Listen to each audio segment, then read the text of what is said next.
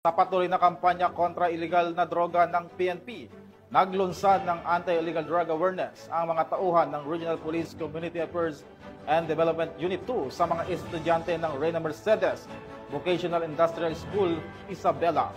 Ang buong detalye hatid ni Patrolwoman Wendy Singson.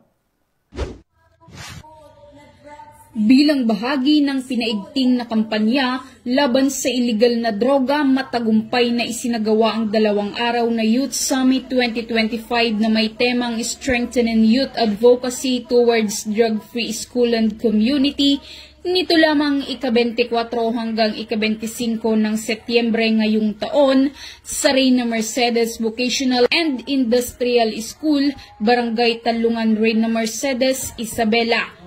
Pinangunahan ito ng Reyna Mercedes Police Station sa pamumuno ni Police Major Charles B. Carino, Chief of Police, at Regional Police Community Affairs and Development Unit 2 sa pamumuno ni Police Captain Ruby Ann J. Versida, OICRP Kadutu, katuwang ang pamunuan ng RMVs sa pangunguna ni Mrs. May Rani Christine A. Sipagan, School Principal 2.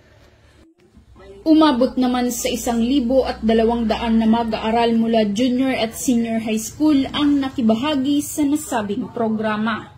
Tinalakay ni Police Captain Jefferson N. Dalayak, Deputy Chief of Police ng Reyna Mercedes Police Station, ang issue ng gangs and youth violence kung saan binigyan diin ang kahalagahan ng mentorship, community support at personal development upang maiwasan ang kabataan sa gang-related activities. Samantala, tinalakay naman ni Patrolwoman Jerilyn Colico, Action PNCO ng RP Kadutu, ang patungkol sa Republic Act 11930 para sa mga mag-aaral mula grade 9 at grade 10 at Republic Act 9165 para sa mga mag-aaral mula grade 11 at grade 12 ng nasabing paaralan.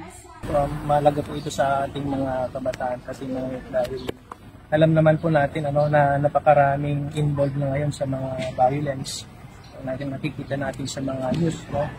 Kaya mahalaga po ito yung ating activity na ginagawa sa mga school para sa ganon ma-educate po yung ating mga kabataan, lalong-lalo na itong mga estudyante po.